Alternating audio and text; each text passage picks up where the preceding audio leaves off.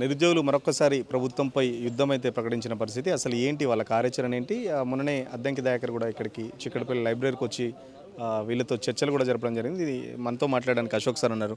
ఏంటి మళ్ళా ఉద్యమ కార్యాచరణ ప్రకటిస్తున్నారు? మొన్ననే కదా ఇక్కడికి అద్దంకి దయాకర్ వచ్చిండు. కనీసం టైం ఇవ్వచ్చు కదా గవర్నమెంట్కి కొద్దిగా. ఇప్పటికీ 20 నెలలు టైం ఇచ్చినాం కదా, ఒక్కరోజు రెండోది కాదు. మీరు ఏమన్నారు, అధికారంలోకి వచ్చినాక 1 ఇయర్లోకి ఇస్తామని చెప్పారు. మరి 1 ఇయర్లోకి ఇస్తామని చెప్పేసి 20 నెలలు అవుతుంది. 20 నెలల కాలంలో కూడా 2 సార్లు అంగస్ట్రైక్ జరిగింది. దాంతోపాటు సెక్రటరీ ముట్టడి జరిగింది. ఇందిరా పార్క్ దగ్గర 3 సార్లు ధర్నా ప్రోగ్రాం పెట్టినాం. ఇక్కడ సిటీ సెంటర్ లైబ్రరీకి ఆయన ఎన్నికైన తర్వాత బల్మూరు వెంకట్ వచ్చి మాట్లాడిపోయిండు, మన అద్దంకి దయాకర్ వచ్చి మాట్లాడిండు. ఇంకెంత టైం ఇవ్వాలి చెప్పండి వాళ్ళకు? టైం అంటే 5 సంవత్సరాలు టైం ఇవ్వమంటారా? 5 ఏళ్ళు టైం ఇచ్చేసి అయిపోతుంది కదా లొల్లి. ఇంకా వాళ్ళకి టైం ఇవ్వాల్సిన పనే ఉండదు కదా. 5 ఏళ్ళ దాకా టైం ఇచ్చేస్తే తర్వాత నెక్స్ట్ గవర్నమెంట్ ఉద్యోగాలు వేసుకుంటుంది. వాళ్ళు టైం ఇవ్వాల్సిన అవసరం లేదు కదా. 1 ఇయర్లోకి ఇస్తామని ఉద్యోగాలు ఇస్తామని చెప్పి ఇప్పటిదాకా ఇంకా మీకు టైం కావాలంటే అసలు మీకు ఇచ్చే ఉద్దేశం ఉందా లేదని చెప్పేసి మాకు ఒక అనుమానాలు వస్తున్నాయి ప్రభుత్వం మీద. కాబట్టి ఉద్యోగాల సాధన కోసం రేపు గాంధీ భవన్ని ఒక 10,000 మందితో వినతి పత్రాల రూపంలో తీసుకొని పోయడానికి ప్రయత్నం చేస్తూ ఉన్నాం. గతంలోనే 50,000 ఉద్యోగాలు, 60,000 ఉద్యోగాలు, ఒక్కొక్కరు ఒక్కొక్క మాట. మొన్న ఒక మంత్రి శ్రీధర్ బాబు మాట్లాడితే ఇప్పటికే 70,000 ఉద్యోగాలు ఇచ్చినామని చెప్తున్నారు. మరో పక్కన 2 లక్షల ఉద్యోగాలని మేము ఎక్కడ అనలేదు అంటే దానికి సంబంధించి సాక్ష్యాలు చూపెట్టండి మరి ఇంకొందరు అంటారు. ఎట్లా అంటే కాంగ్రెస్ పార్టీని ఈ భిన్న స్వరాలు ఏంటి అంటే వాళ్ళకే అర్థం కావాలి. ఇప్పుడు ఒక ఆయన 70,000 అంటాడు, ఒక ఆయన 60,000 అంటాడు, ఒక ఆయన 22,000 ఉద్యోగాలు ఇస్తామంటాడు, ఇంకో 40,000 ఉద్యోగాలు ఇస్తామంటాడు, ఇంకోళ్ళు ఏమో మార్చిలోకి 1,00,000 ఉద్యోగాలు ఇస్తామంటారు, ముఖ్యమంత్రి 60,000 ఆళ్ళ నియామక పత్రాలు ఇచ్చినామంటాడు. అంటే మీరు అధికారికంగా నోటిఫికేషన్ ఇవ్వకుండా ఉద్యోగం ఎట్లా ఇస్తారు? ఫస్ట్ అది సోయి ఉండాలి కదా. నువ్వు నోటిఫికేషన్ ఇవ్వాలా, నోటిఫికేషన్ ఇచ్చినా మేము అప్లై చేసుకోవాలా, అప్లై చేసుకున్న తర్వాత మేము చదువుకోవాలా, చదువుకున్న తర్వాత ఎగ్జామ్ రాయాలా, ఎగ్జామ్ ఇచ్చినాక రిజల్ట్ ఇవ్వాలా, రిజల్ట్ ఇచ్చినాక నియమ పత్రాలు వస్తాయి. నువ్వు ఏది పెట్టకుండా నా ఉద్యోగాలను లెక్కేసుకుంటే ఎట్లయితుంది? అంటే ముఖ్యమంత్రి అసమర్థుడు, ముఖ్యమంత్రికి అవగాహన లేదు, ముఖ్యమంత్రికి నిరుద్యోగులు అనే సబ్జెక్టే తెలియకుండా మాట్లాడుతురని నేను ఒక్కరిని కాదు, రాష్ట్రంలో ఉన్నటువంటి 60 లక్షల మంది నిరుద్యోగులు ఈ ముఖ్యమంత్రి సోయి తప్పి మాట్లాడుతుండు. కాబట్టి ఆయన మందాగా అలవాట్లేదు. మందాగా అలవాటు ఉంటే సోయి తప్పి మాట్లాడే ఒక పదం కరెక్ట్గా ఆయనకు అక్కరొచ్చేది, కానీ ఆయన మందాగాడు కాబట్టి మరి మత్స్యమతం కోల్పోయి మాట్లాడుతున్నామని చెప్పేసి అనిపిస్తూ ఉంది మాకు. అంటే గతం ప్రభుత్వం ఇవ్వలేదు, మేము నియామక పత్రాలన్నీ ఇచ్చినాం, ఏంటంటే కోర్టు కేసులో పెండింగ్ కేసులు అన్నీ చేసినాం కాబట్టి వాళ్ళ ఖాతాలో వేసుకున్నాం. తప్పేమున్నది దాంట్లో? వాళ్ళే ఇచ్చినట్టే కదా. అంటే కోర్టు తీర్పులకు సంబంధించి ఒక జీవో జారీ చేస్తే నీ లెక్కలు అయిపోతాయా? అంటే వాస్తవంగా ఆడ జరిగిన అంశం ఏంటంటే 89,000 ఉద్యోగాలు గత టీఆర్ఎస్ గవర్నమెంట్ ప్రకటన చేసింది. ఎగ్జామ్ పెట్టిరు, ఎన్నికల నోటిఫికేషన్ వచ్చింది కాబట్టి వినతి పత్రాలు నియమ పత్రాలు ఇవ్వలేకపోయారు. అంతే. అధికారంలోకి వచ్చాక నీ నియమ పత్రాలు మాత్రం ఇచ్చిన. అందుకే రేవంత్ రెడ్డి అనే వ్యక్తి రాష్ట్రానికి పత్రాల సీఎం అని చెప్పేసి ఎప్పుడూ చెప్పాను. కాబట్టి పత్రాల సీఎంగా మిగిలిపోకండి. సరే అట్లయినా 60,000 ఉద్యోగాలు కదా, నువ్వు డిసెంబర్ 9లోగా 2 లక్షల ఉద్యోగాలు కదా నీ లెక్క ప్రకారం. మిగిలిన 1,40,000 ఉద్యోగాలు ఇవి 60 ఖాతాలు వేసుకొని మిగిలిన 1,40,000 అట్లనే కూడా అది కూడా ఇస్తానికి శాతం కావట్లేదు కదా. కాబట్టి ఈ ప్రభుత్వం అనేది అవగాహన రహితంగా, అడ్మినిస్ట్రేషన్ మీద గ్రిప్పు లేకుండా, నిరుద్యోగ వ్యవస్థ మీద గ్రిప్పు లేకుండా అధికారంలోకి రావడమే లక్ష్యంగా, కేవలం అధికారంలోకి రావడం లక్ష్యంగా వాళ్ళు పనికిమాల హామీలు ఇచ్చేసి వాళ్ళ నిరుద్యోగులను రోడ్ల మీద నిలబెట్టే ఒక ప్రయత్నం జరిగింది. ఖచ్చితంగా ఈ ముఖ్యమంత్రిని రోడ్డుపైకి ఖచ్చితంగా గుంజుతాం. అంటే గత ప్రభుత్వం మీద కూడా మీరు ఇట్లా నిరుద్యోగులతో కలిసి పోరాటాలు చేశారు, మళ్ళీ ఈ ప్రభుత్వం మీద కూడా మళ్ళీ ఇదే పోరాటాలు, ఇక మొత్తం పోరాటాలైనా ఏమైనా ఉద్యోగాలు వచ్చే ఛాన్స్ ఏమైనా ఉందా? అదే అవుతుంది కదా. అంటే ప్రభుత్వాలు ఏవైనా మోసపోతాడు ఎవడంటే నిరుద్యోగం మోసపోతుండు. కానీ నిరుద్యోగులలో చైతన్యం రావాలా. నిజంగా నిరుద్యోగులు కనుక 1,00,000 మంది రోడ్డు మీదకి ఎక్కే ఒక సందర్భం కనుక వస్తే ఈ ప్రభుత్వాలు నేల కూలితే ఖచ్చితంగా నోటిఫికేషన్లు ఇస్తాయి. ఒక అస్సాం గణపరిస్థితి లాగా నిరుద్యోగులలో చైతన్యం రావాలా. చైతన్యంతో పాటు వాళ్ళ నిరుద్యోగులు అనే వాళ్ళు చదువుకుంటున్నారు కానీ ఉద్యోగాలు ప్రైవేట్ రంగంలో దొరకట్లేదు. హైదరాబాద్ హబ్ అనేది మొత్తం కూడా నాన్ లోకల్ అడ్డాగా మిగిలిపోయింది. కాబట్టి హైదరాబాదులో నా స్థానికుడికే ఉద్యోగం రావాలని ఒక నినాదము నిరుద్యోగులలో బలంగా రావాలా. ప్రభుత్వాలు ఖచ్చితంగా ప్రైవేటు రంగంలో 80% కనుక 100% తెలంగాణ బిడ్డల ఉద్యోగంలో కనుక చేర్చుకుంటే ఈ ప్రభుత్వ ఉద్యోగాలపైన ప్రెషర్ తగ్గుతుంది.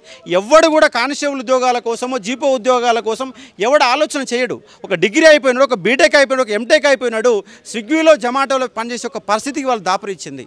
నిజంగా ప్రైవేట్ రంగంలో తెలంగాణ బిడ్డలు కనుక పర్ఫెక్ట్ ఉద్యోగాలు ఇస్తే ఈ గవర్నమెంట్ ఉద్యోగాల కోసం కూడా ఎవరు ఆలోచన చేయరు. అంటే ప్రైవేట్ రంగంలో దొరకడం లేదు. ఒక ఉపాధి దొరకడం లేదు, ఒక సెక్యూరిటీ దొరకడం లేదు. దానివల్ల ప్రభుత్వ ఉద్యోగాలపైన ప్రెషర్ పెరుగుతూ ఉంది. లైబ్రరీలో ఇయర్గా కూర్చొని చదువుకుంటూ ఉన్నారు, అయినా ఉద్యోగాలు రాక పెళ్లిళ్ళు కాక 35 ఏళ్ళు వచ్చినా కూడా పెళ్లిళ్ళు కాని ఒక పరిస్థితి వాళ్ళ తెలంగాణ నెలకొంది. దీనిపైన మేధావులు కూడా ఒకసారి ఆలోచన చేయండి. ఈ నిరుద్యోగ సమస్య పరిష్కారం ఏంటో కనుగొనే ఒక ప్రయత్నం చేయండి. నా వంతు కూడా ఇంకొక 15 రోజుల తర్వాత ఉస్మానియా యూనివర్సిటీ కేంద్రంగా నిరుద్యోగ ఉద్యమం, నిరుద్యోగులు సమస్య పరిష్కార మార్గాలు ఏంటి అన్న అంశం పైన ఒక సెమినార్ కూడా కండక్ట్ చేసి ఒక రౌండ్ టేబుల్ సమావేశం కండక్ట్ చేయాలని చెప్పేసి ఆలోచన చేస్తూ ఉన్నాం. అంటే గతంలో ఏదైతే మాట్లాడిన మేధావులందరూ ఇప్పుడు ఎందుకు మాట్లాడట్లేదు? మీరే చెప్తున్నారు దాదాపు జనాభాలో 20% 60 లక్షల మంది నిరుద్యోగులు ఉన్నాం అని చెప్తున్నారు. మరి ఎందుకు ప్రభుత్వం అంత లైట్గా తీసుకుంటుంది అసలు? అది ఐక్యత లేకపోవడమే, నిరుద్యోగులలో ఐక్యత లేకపోవడమే, ఓటుకు అమ్ముడు పోవడమే. అంటే వాళ్ళ స్థానిక సంస్థల ఎన్నికలు వచ్చినాయి, ఓటుకు 2000 రూపాయలు ఇచ్చి ఓట్లు కొనుక్కుంటామని ఒక ఉన్నట్టుంటే నిజంగా నిరుద్యోగులు అనే వాళ్ళు ప్రభావితం చేసి ఆడ ఉన్నటువంటి కాంగ్రెస్ గవర్నమెంట్ అభ్యర్థిని ఓడగొడతాడనేటువంటి ఒక ధైర్యం కనుక నిరుద్యోగులకు వెళ్ళి ఆ ధైర్యంగా నిరుద్యోగులు స్పష్టంగా కనబడితే ఈ ప్రభుత్వాలు నేలకూలితే ఖచ్చితంగా ఇస్తారు. కానీ ఆ నిరుద్యోగుల ఐక్యత రావాలి, ఐక్యత కోసమే మేము ప్రయత్నం చేస్తున్నాం. నిరుద్యోగుల చైతన్యం రావాలా. మీరు చదువుకోవడం, పట్టాలు తీసుకోవడం ఒకటే కాదు, నీ బతికేంటి, నీ భవిష్యత్తు ఏంటన్న ఒక ఆలోచన నీకు ఉండాలా. ప్రభుత్వాలపైన ఒత్తిడి పెంచాలా, చదివే చదువు కూడా కరెక్ట్ చదవాలని చెప్పి చెప్తా ఉన్నాను. గాంధీ భవన్ ప్రోగ్రామ్ 12 తారీఖు ఇచ్చారు. దాని తర్వాత కార్యాచరణ ఏమైనా సిద్ధం చేసుకున్నారా, లేకపోతే ఇప్పటికే ఎక్కడికక్కడ మీరు ఏది చేసినా? గతంలో కూడా మీరు హంగర్ స్ట్రైక్ చేశారు, ఇంట్లో అరెస్టులు చూశారు. మరొకవేళ మీకు పర్మిషన్ దొరుకుతుంది అనుకుంటారా? ఎట్లా? ఈ ప్రభుత్వాలు ఎక్కడ పర్మిషన్ ఇచ్చే పరిస్థితి కనబడతలేదు.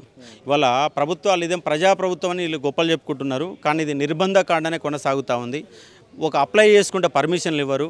ఎక్కడ చూసినా ఇప్పుడు ప్రెస్ మీట్ పెట్టుకుంటుంటే పోలీసులు వచ్చారు. ప్రెస్ మీట్కి పోలీసుల సంబంధమైన ప్రోగ్రాం కాదు మేము చేసేది.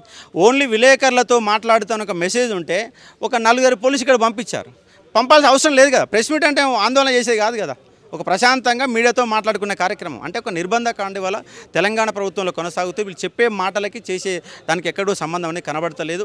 ఎట్లా నిర్బంధాలు పెడతారు? మమ్మల్ని కూడా అడిగారు, చిక్కడపల్లి లైబ్రరీకి సంబంధించిన సిబ్బంది మీరు ఎందుకు వచ్చారని చెప్పేసి మీడియా మీద కూడా మీకు ఏమైనా పర్మిషన్ ఉందని మమ్మల్ని కూడా అడిగారు. మరి మీరు పెడితేనే కదా మేము వచ్చింది, మరి ఏం చెప్తారు దానికి? లైబ్రరీలకు మీడియా రావద్దు, లైబ్రరీలకు విద్యార్థులు రావద్దు అంటే ఎట్లా? తెలంగాణ వాళ్ళు అధికారులు తెలుసుకోవాలి, సబ్జెక్ట్ తెలుసుకోవాలి. ఏంటంటే తెలంగాణ సాయుధ పోరాటం పుట్టింది ఈ లైబ్రరీలో పుట్టింది. ఈ లైబ్రరీలు అంటే విజ్ఞాన కేంద్రాలే కాదు, ఉద్యమ కేంద్రాలు కూడా. సమస్య వచ్చినప్పుడు నిలదీసి నిగ్గు తీల్చడానికి విద్యార్థి అనేవాడు సిద్ధంగా ఉంటాడు. మేమేమో ఆందోళన ఏం చేయట్లేము కదా. మీకు శాంతి బదులు విఘాతం కలిగించడం లేదు కదా. మీకు శాంతి గదులు విఘాతం కలిగించినప్పుడు మాత్రం మీకు ఇబ్బంది. కాబట్టి ఆ ఎంప్లాయీస్ కూడా వాళ్ళు సబ్జెక్టుని తెలుసుకొని మాట్లాడాలి. ఒక ప్రెస్ మీట్కి అంటే పర్మిషన్ ఉందా? ప్రెస్ మీట్ కార్యాలయం పెట్టుకోకపోతే ఎక్కడ పెట్టుకుంటారు? ప్రభుత్వ అధికారులు, ఐఏఎస్ ఆఫీసరు ప్రభుత్వ కార్యాలయంలో ప్రెస్ మీట్ పెడతాడు కదా. అట్లే మేము మాది నిరుద్యోగుల కేంద్రమే లైబ్రరీ. మరి నిరుద్యోగులు ఈడ మాట్లాడితే ఎక్కడ మాట్లాడాలా? మరి అసెంబ్లీకి వచ్చి మాట్లాడాలా? అసెంబ్లీలో వచ్చి మైక్ తీసుకొని స్పీకర్ ముందు మాట్లాడాలా? సెక్రటరీ మాట్లాడాలా? లేదా మీ పార్టీ కార్యాలయం మాట్లాడాలా? నిరుద్యోగులు ఉండేది లైబ్రరీలో ఉంటారు కదా. నిరుద్యోగులు లైబ్రరీలో ఉన్నప్పుడు లైబ్రరీలో మాట్లాడకపోతే ఇంకెక్కడ మాట్లాడతారు? మరి కాదు, వాళ్ళు క్వశ్చన్ చేయడం కరెక్ట్ కాదు. కానీ ఆ విషయం తెలుసుకొని మాట్లాడితే బెటర్ అని చెప్పి చెప్తా ఉన్నాను. ఫైనల్గా చెప్పండి, 18 నెలల నుంచి కొట్లాడుతున్నారని చెప్తున్నారు. ప్రభుత్వం ఏమైనా దిగి వచ్చి మీతో ఏమైనా చర్చలు చేస్తాను అనుకుంటారు, లేకపోతే పోరాటాలు ఇట్లనే కంటిన్యూ అవుతాయి ఏమనుకుంటారు? అంటే తెలంగాణ రాష్ట్రం కూడా పోరాటాలు చేస్తేనే తెలంగాణ రాష్ట్రం వచ్చింది. గతంలో పోరాటాలు చేస్తేనే అలా 89,000 ఉద్యోగాల ప్రకటన వచ్చింది. కాబట్టి మా వంతుగా మా డిమాండ్లు వినిపించాల్సిందే. ఎందుకంటే ఏ ప్రభుత్వాలు అడగంది అమ్మాయిని అన్నం పెట్టినటువంటి పరిస్థితి ఉంది. వీళ్ళు హామీలు ఇచ్చి కూడా హామీలు మర్చిపోతూ ఉన్నారు. కాబట్టి వాళ్ళని గుర్తు చేసి వాళ్ళ మీద ప్రెజర్ పెంచడం కోసం మా మూమెంట్లు అనేవి కొనసాగుతూనే ఉంటాయి. రేపు నోటిఫికేషన్లు కొన్ని ఇస్తారు, 2 లక్షల ఉద్యోగాలు ఇవ్వరు కదా. ఇది అయిపోయినాక మళ్ళీ ఇంకో ఉద్యమాల కోసం మళ్ళీ నడుస్తూనే ఉంటుంది. అంటే సమాజంలో ప్రజాస్వామ్య దేశాలలో ఎక్కడికైనా ప్రభుత్వం పైన ఒత్తిడి అనేది వివిధ మార్గాల రూపంలో కనబడుతూనే ఉంటుంది. నిరుద్యోగులు ఈ అంశాల మీద మాట్లాడుతూ ముందు పోతూనే ఉంటారు. ఏదైతే నిరుద్యోగులకు సంబంధించి 18 నెలల నుంచి వెయిట్ చేస్తున్నాం నోటిఫికేషన్లకు సంబంధించి, బట్ ఎక్కడ ప్రభుత్వం దానికి సంబంధించిన చర్యలు అయితే చేపడతలేదు. కేవలం చర్చల ద్వారానే మేము శాంతియుతంగా గాంధీ భవన్ ముట్టడు కానీ, లేకపోతే దాని తర్వాత ప్రోగ్రామ్ ఏది తీసుకున్నా ప్రజాస్వామ్య పద్ధతిలోనే తీసుకుంటాం.